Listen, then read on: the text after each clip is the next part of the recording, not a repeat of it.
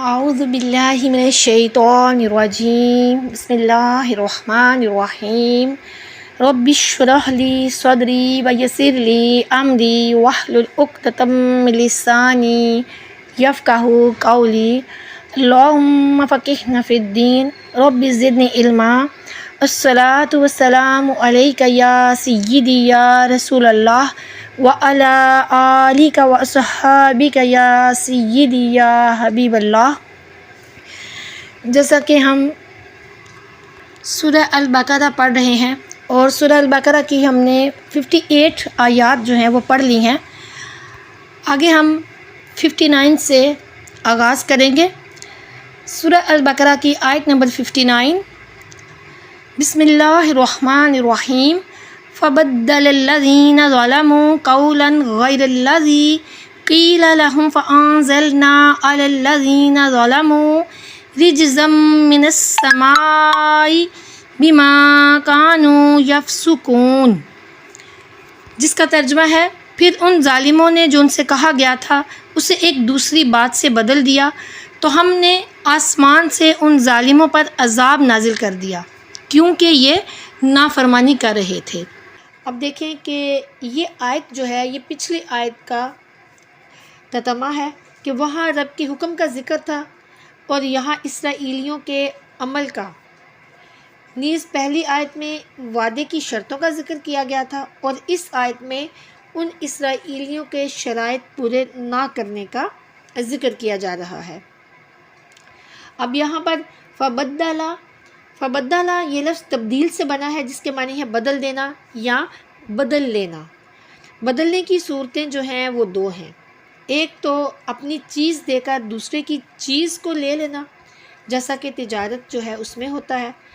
دوسرے جو اس کے مطلب ہے وہ یہ ہے کہ لینے کے قابل چیز کو چھوڑ کر وہ چیز اختیار کرنا جو نہ لینا چاہیے تھی، یعنی کہ جو نہیں لینی چاہیے تھی وہ چیز کو لے لینا۔ یہاں پر جو آیت ہے اس میں دوسرے والے جو معنی ہیں وہ مراد ہیں، یعنی ان کو جو کہنا چاہیے تھا وہ نہ کہا اور جو نہیں کہنا چاہیے تھا وہ کہا۔ اب دیکھیے کہ بنی اسرائیل جو ہے اس کی جو سرکشی ہے اس کا یہاں پر ذکر کیا جا رہا ہے کہ بنی اسرائیل کی سرکشی اس حد تک پہنچ چکی تھی کہ بڑے سے بڑا مجرم بھی اتنی دراز قید کاٹ کر کچھ روز کے لیے سیدھا ہو جاتا ہے، لیکن یہ جو بنی اسرائیل ہیں 40 سال قید گزارنے کے بعد جب وہاں سے چھوٹے تو ان سے کہا گیا تھا کہ تم اس شہر میں سجدہ اور توبہ کرتے ہوئے داخل ہونا، تو انہوں نے اس فرمان کو بدل دیا، بجائے سجدہ کرنے کے اپنے سیرین پر گھسیٹتے ہوئے گھسے اور بغیر ندامت کے دل لگی اور مذاق کرتے ہوئے، اور بجائے کہ وہ معافی مانگتے تو وہ بغیر معافی مانگے کہ گیہوں اور جو وغیرہ جو تھے وہ مانگتے ہوئے گئے۔ وہ سمجھے کہ نبی کی بتائی ہوئی دعا موقع اور وقت کے خلاف ہے، تو ضرورت تو گندم کی ہے، ہم من سلوا جو ہے وہ کھاتے کھاتے اکتا گئے ہیں، وہ کہتے ہیں معافی مانگو۔ اس سے وہ لوگ عبرت پکڑیں، ان باتوں سے وہ لوگ عبرت پکڑیں جو آج کہتے ہیں کہ سود کی حرمت اور عورتوں کا پردہ، زکوٰۃ، قربانی اس جو زمانہ تھا پہلا اس کے مناسب تھا۔ اب کوئی اور وقت آ چکا ہے، اب ان احکامات کی ضرورت نہیں رہی، اب ان احکامات کو بدل دینا چاہیے، یعنی کہ سود لینا جائز کر لیا جائے، عورتوں کا پردہ کرنا جو بے پردہ ہے اس کو جائز قرار دیا جائے، زکوٰۃ دی نہیں دی کوئی بات نہیں۔ تو یہ ساری کے سارے جو احکامات ہیں نا ان کے بارے میں یہ کہنا کہ یہ اب ان کو بدل دیا جائے یا پھر ان میں کوئی نہ کوئی ترمیم ہونی چاہیے، تو ترمیم کرنے سے ہی ان اسرائیلیوں کا جو بیڑا تھا وہ غرق ہوا تھا۔ انہوں نے یہ سرکشی کی تھی نا، تو اس سرکشی کا نتیجہ یہ ہوا، اللہ تعالیٰ فرما رہا ہے کہ اس بنی اسرائیل جو ہے اس کی سرکشی کا یہ نتیجہ ہوا کہ ہم نے ان پر آسمانی عذاب، طاعون وغیرہ جو ہے وہ نازل فرمایا۔ کیونکہ وہ عادی مجرم تھے۔ تو اللہ عز و جل اپنے پیارے محبوب صلی اللہ علیہ وآلہ وسلم سے فرما رہا ہے کہ اے میرے پیارے نبی، اے میرے پیارے محبوب، صلی اللہ علیہ وآلہ وسلم آپ ان کی نافرمانی سے غمگین نہ ہوں۔ اب یہاں پر دیکھیے کہ جو اسرائیلی تھے، بنی اسرائیل جو تھے، ان پر طاعون کا جو عذاب تھا وہ مسلط کیا گیا تھا، اور اس کی وجہ سے ایک ساتھ میں ان کے 70,000 افراد جو تھے وہ ہلاک ہو گئے تھے،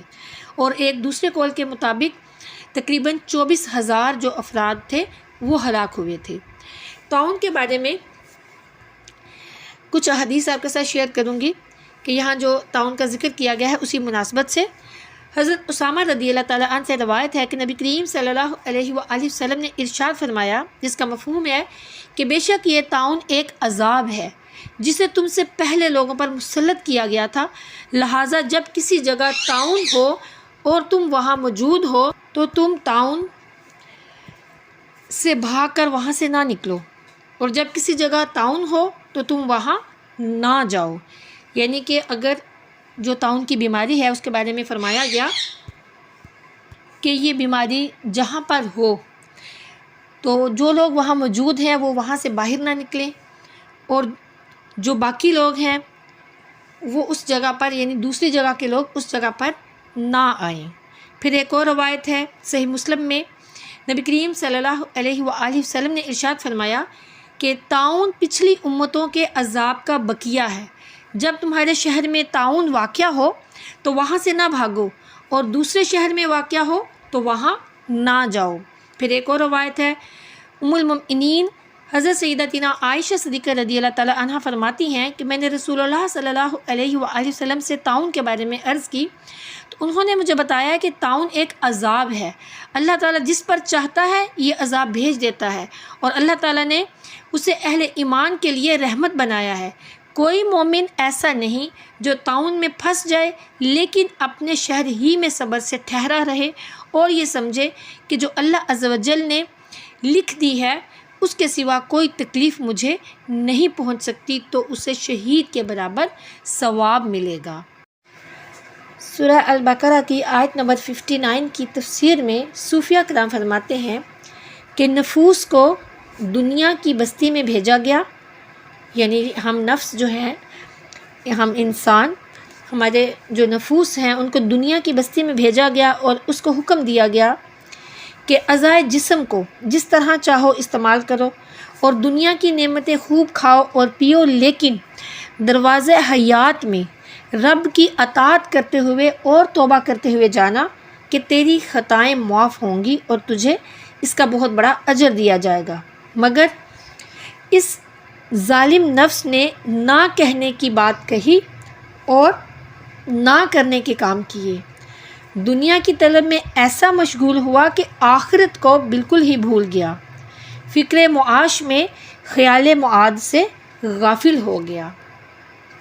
مزید صوفیہ کرام فرماتے ہیں کہ کھانا ذکر الہی کے لیے تھا مگر نفس نے سمجھا کہ زندگی کھانے کے لیے ہے۔ اس کا نتیجہ کیا ہوا کہ اس غافل نفس پر عذاب الہی موت کی شکل میں نمودار ہوا اور وہ تمام دنیاوی جمع کی ہوئی نعمتیں چھوڑ کر چل دیا۔ یہاں پر خیال رکھیے کہ موت غافل کے لیے عذاب آسمانی ہے اور عاقل یعنی سمجھدار کے لیے ذریعہ شادمانی اور راحت جاودانی ہے۔ اسی لیے اللہ والوں کے جو موت کے دن ہیں، جس دن وہ دنیا سے تشریف لے کے جاتے ہیں، اس دن کو عرس یعنی شادی کا دن کہتے ہیں،